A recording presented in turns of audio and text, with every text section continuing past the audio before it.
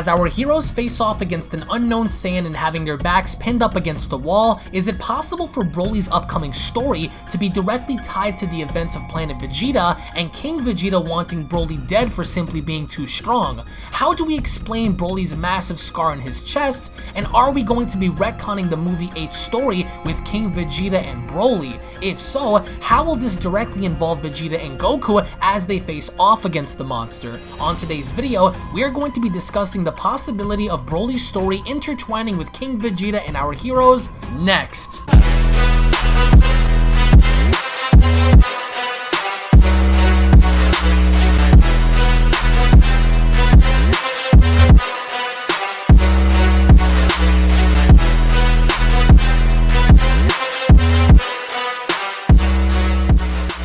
If you are new to this channel and enjoy what you see, then don't forget to punch that subscribe button and turn on all notifications by clicking on the bell icon to receive new and daily content on your mobile devices, desktops, and services that I provide, along with following me on these social media platforms to stay connected with me at all times. Thank you so much for your continued support. Now let's begin. With Broly and Paragus having to come to Earth to battle Goku and Vegeta, what exactly can we expect from their story in connection to the current Saiyans having to reside on Earth? As joining me here today to discuss the concept of Vegeta having to tie in with the agenda of Broly and Paragus is my good friend EmoshIsLive and Anti-Metaman, as I wanted to talk to you both and asking you your opinions on the concept behind Paragus and Broly having to come to Earth specifically due to the end result of what happened on Planet Vegeta involving King Vegeta during the time of Paragus and Broly having to reside on Planet Vegeta. So I want to start off with Emosh and asking you your thoughts behind the concept of them reusing the exact same storyline from movie 8 and kind of going as far as to explain Broly's massive scar on his chest, but also kind of expanding that story in the idea that Paragus could be manipulating Broly to come to Earth and attacking and destroying Goku and Vegeta. Given the fact that Broly doesn't know who they are and they don't know who Broly is, what do you think is the likelihood of King Vegeta having to be mainly responsible for why Paragus and Broly are currently on Earth, and kind of going as far as to explain the massive scar on Broly's chest if that is due to King Vegeta? But at the same time, if we're going to be retconning that story and incorporating that narrative, do you believe that in such a way that could work in this upcoming movie? And what are your initial thoughts going forward once Broly does arrive on Earth and encounters both Goku and Vegeta? Right off the bat, the one thing that we can definitely agree on here is that Broly is tied to Frieza. Yep. And Broly is tied to Vegeta. And that's mainly because they grew up in the same era. Broly was born in the same era for the most part. Let's just assume that they take that concept from the first Broly movie, right. Legendary Super Saiyan. All right, where Broly was born around the same time Goku was, which would make I think it would make Vegeta slightly older. I don't know if they're the same age, but slightly older, whatever. Fine, let's just say that they were born around the same time. They're all young, infants to toddler range to maybe like 5, 6, 7 years old, whatever. Right. All right, so with that in mind, the problem is that Prince Vegeta, okay, the Vegeta that we know and love or hate, he didn't really make the call to say, well, yeah, we got to get rid of this kid Broly because he's too strong, whatever the case is. Whatever the reason is for stabbing him, that's what it is, right? So now it's like he has to pay his father's dues just because he's his father's son. As to where Frieza has to pay his dues because, well, he blew up the planet.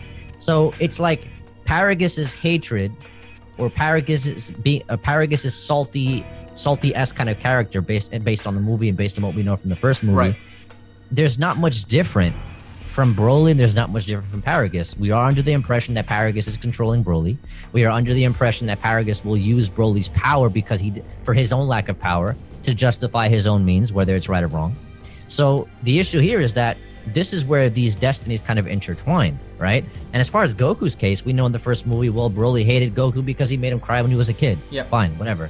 But in this time around, there's more legitimate reason for Broly, or for at least Paragus, forget Broly, for Paragus to shuttle his hatred for King Vegeta into Broly and to transfer that into Vegeta by saying, well, we got to get rid of Vegeta because he did this to us, so on and so forth, right? Paragus, I think he has like a damaged eye, right? In the movie he had an eye patch, but in this movie he's like, he's all beat up. He doesn't have an eye patch like this time, but his face is damaged, yep. Right, and then we have Broly who has that scar on his chest, so it's like, it's pretty easy to see where the quote-unquote destinies kind of intertwine here. So Frieza has to pay his dues. Vegeta is going to have to pay his father's dues, despite the fact that, well, he doesn't really care about the Saiyans anymore, right? He cares about his family now, and that's what's most important to him. So if anything, like, it really comes down to whether you guys believe it or believe that the story is kind of generic or the story fits him. In my opinion, like we talked about in your live stream recently, your most recent live stream. Yeah. As we were discussing it, there's really not much that you need to change for Broly. All you really have to do is implement him into the story and say, well, Broly is Paragus' son, whether he's biological son or not, whatever. But the main problem here is that Frieza did something, King Vegeta did something, Paragus is mad. He's not strong enough to handle it on his own. He's too old. He's way past his prime. We don't know if we're going to see his backstory. We don't know if they're going to show us Paragus in his prime. So he's like, you know what? I have a guy, I have a Saiyan, I have a son who's just strong as shit. So let me just use him to justify my own means, which is exactly like the first legendary Super Saiyan Broly movie. Yeah, there's nothing different about that. Yeah, there's nothing different about it. So once again, like I mentioned before, we got to be prepared for these things. We're telling each other, the fandom, content creators, fans, everybody, we are telling each other that this is going to be a more intelligent Broly. I'm under the impression that he's not necessarily going to be more intelligent, but he's just not going to feel as dumb, if that makes any sense. And the reason he's not going to feel as dumb is because the story makes a little more sense now. However generic it may be, however simple it may be, but at least in Broly's case, it's not hard to squeeze him into the actual storyline now, because you still have Paragus.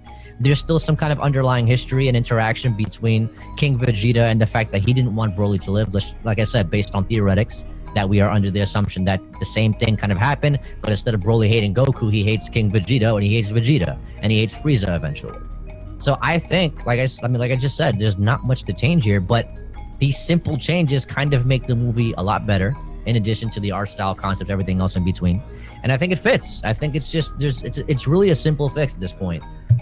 So it really comes down to fans' expectations. If we walk into this with like, yeah, I'm expecting this dark, crazy story and all this other stuff, right.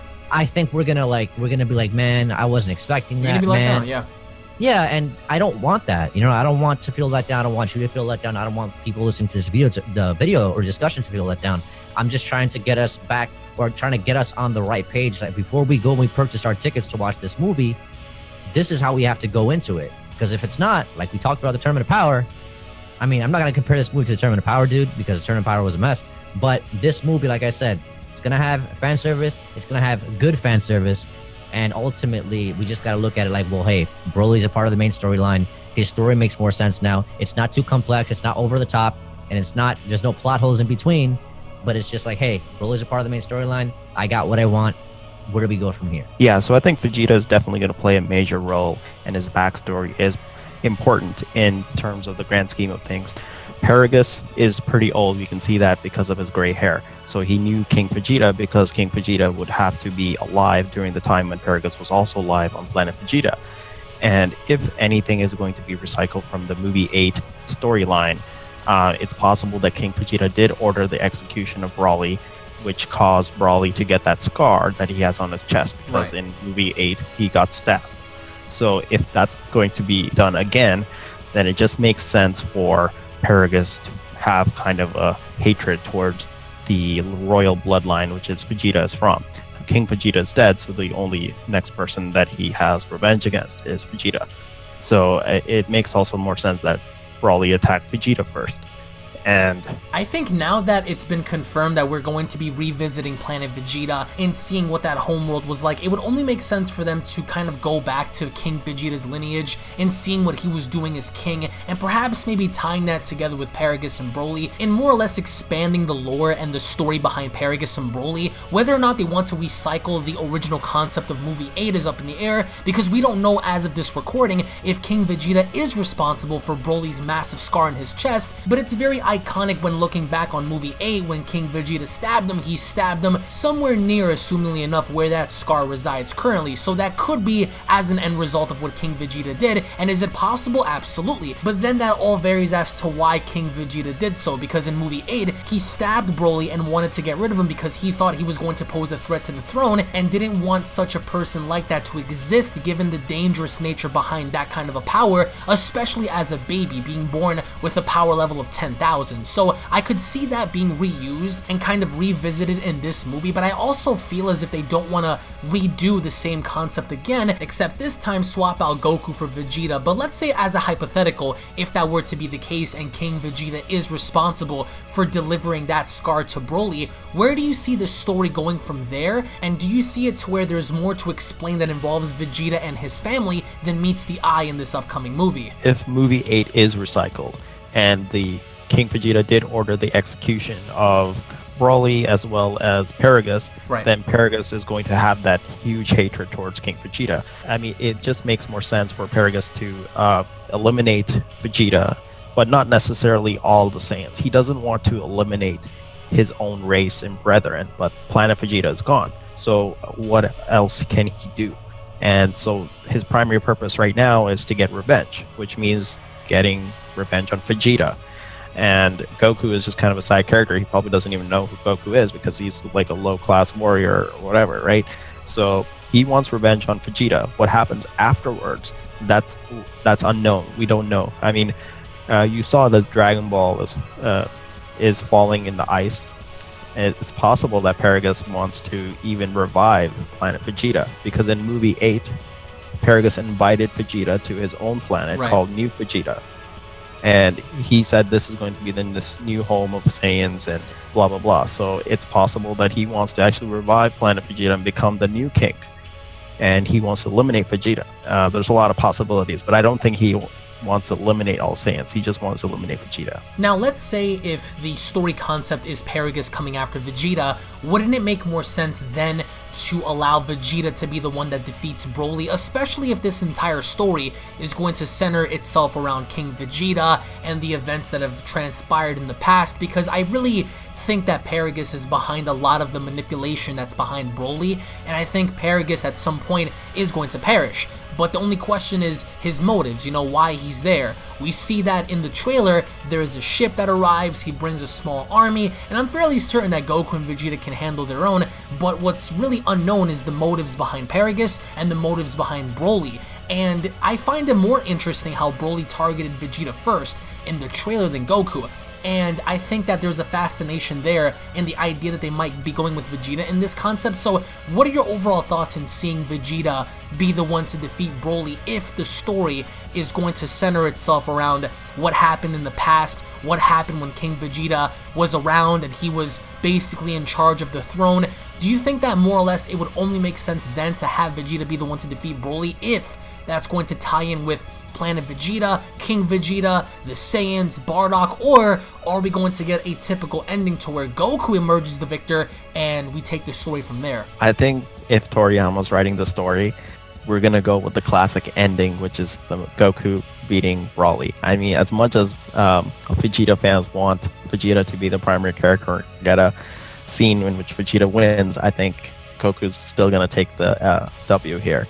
And I mean, Vegeta is definitely going to help, but I don't think Vegeta is going to be delivering the final blow. In Revival of F, they allowed Vegeta to fall part where he was fighting Golden Frieza, but ultimately Goku still finished off Golden Frieza. So I think with Toriyama, I don't think Vegeta is going to get that role. I think Paragus may have been a scientist, and if that is true, he is the one responsible for the collar on Broly's neck. Now, we've seen the different designs of Broly. We saw like 4 different designs where we see base Broly and then we see another base form of Broly with the yellow eyes. So it's like he's transformed, but he's still not a Super Saiyan. He's still in his base form. I don't think Paragus and Broly actually even know what a Super Saiyan is in terms of achieving it. Broly actually has not achieved a Super Saiyan before he fights Goku and Vegeta. He still has his collar. We see later in the movie trailer that Broly is transforming into a Super Saiyan, but that might just be his first Super Saiyan form. It might not be the Berserker form, because in the Berserker form we see that he's no longer wearing the collar. As he's fighting Goku and Vegeta, he's learning, he's getting stronger and stronger. He's getting these Zenkai boosts a lot faster because he's never been pushed to his limits before. And as he catches up, he finally releases his Berserker form.